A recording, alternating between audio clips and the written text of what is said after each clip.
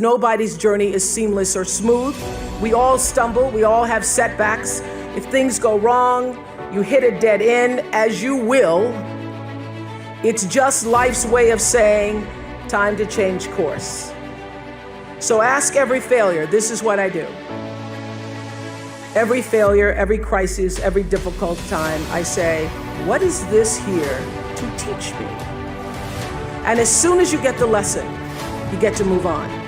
If you really get the lesson, you pass and you don't have to repeat the class. If you don't get the lesson, it shows up wearing another pair of pants or skirt to give you some remedial work. And what I found is that difficulties come when you don't pay attention to life's whisper, because life always whispers to you first. And if you ignore the whisper, sooner or later, you'll get a scream. Whatever you resist persists, but if you ask the right question, not why is this happening, but what is this here to teach me? What is this here to teach me? It puts you in the place and space to get the lesson you need. My friend Eckhart Tolle, who's written this wonderful book called A New Earth, that's all about letting the awareness of who you are stimulate everything that you do. He puts it like this. He says, don't react against a bad situation, merge with that situation instead, and the solution will arise from the challenge. Because surrendering yourself doesn't mean giving up, it means acting with responsibility. Okay, many of you know that, as President Hennessy said, I started this school in Africa. And I founded the school where I'm trying to give South African girls a shot at a future like yours, Stanford. And I spent 5 years making sure that school would be as beautiful as the students. I wanted every girl to feel her worth reflected in her surroundings. So I checked every blueprint, I picked every pillow, I was looking at the grout in between the bricks, I knew every thread count of the sheets. I chose every girl from the villages, from 9 provinces, and yet last fall I was faced with a crisis I'd never anticipated. I was told that one of the dorm matrons was suspected of sexual abuse.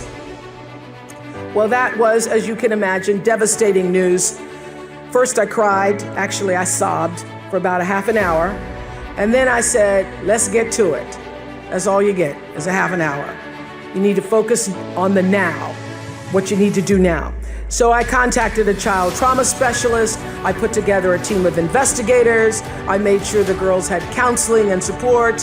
And Gail and I got on a plane and flew to South Africa. And the whole time I kept asking that question, what is this here to teach me? And as difficult as that experience has been, I got a lot of lessons. I understand now the mistakes I made because I had been paying attention to all of the wrong things. I built that school from the outside in, when what really mattered was the inside out. So it's a lesson that applies to all of our lives as a whole. What matters most is what's inside. What matters most is the sense of integrity, of quality, and beauty. I got that lesson. And what I know is that the girls came away with something too. They've emerged from this more resilient and knowing that their voices have power. For other people's children, what they were not able to do for their own boy.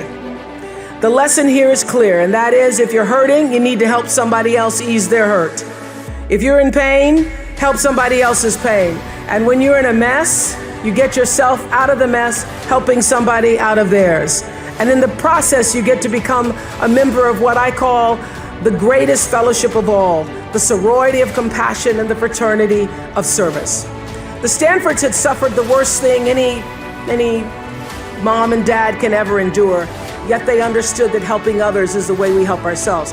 And this wisdom is increasingly supported by scientific and sociological research. It's no longer just woo-woo soft skills talk.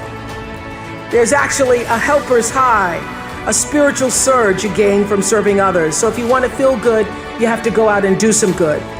But when you do good, I hope you strive for more than just the good feeling that service provides, because I know this for sure, that doing good actually makes you better. So whatever field you choose, if you operate from the paradigm of service, I know your life will have more value and you will be happy. I was always happy doing my talk show, but that happiness reached a depth of fulfillment, of joy that I really can't describe to you or measure when I stopped just being on TV and looking at TV as a job and decided to use television, to use it and not have it use me, to use it as a platform to serve my viewers. That alone changed the trajectory of my success. So I know this, that whether you're an actor, you offer your talent in the way that most inspires art. If you're an anatomist, you look at your gift as knowledge and service to healing. Having compassion for other people is at the top of that list. I would say commitment is at the top of that list. And also a spirit of constructive engagement. And by compassion, I don't just mean sympathy. It certainly isn't pity. It's being present, and it's also feeling with other beings. You know, during the years of the Oprah show, I interviewed over 37,000 people one-on-one. So whenever I'm telling my girls anything and they say, oh, they start rolling their eyes, I go, I'm the only person you're gonna talk to is talk to 37,000 people. So if I were you, I would pay attention. But during all those years of talking to over 37,000 people one-on-one, I could feel what they were feeling so strongly. Sometimes it made me sick, literally. So I had to learn how to feel how others were feeling, feel with others, which is what it means to be compassionate, to feel with others without taking in all of their stuff. Being compassionate means I feel with you.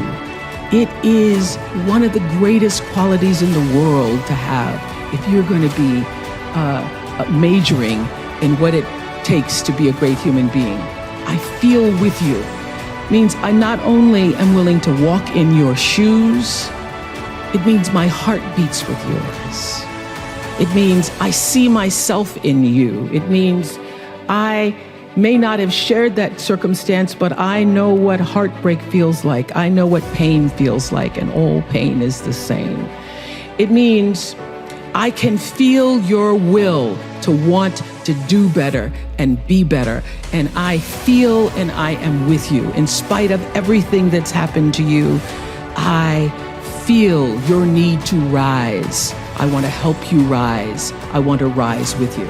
If you can capture the humanity of people, if you can just capture the humanity of the people, of the stories that you're telling, you then get that much closer to your own humanity.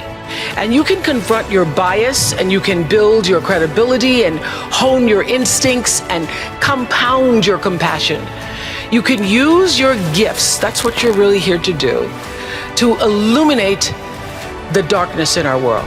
So many people are worried about building a brand. I hear kids on social media talking about their brand.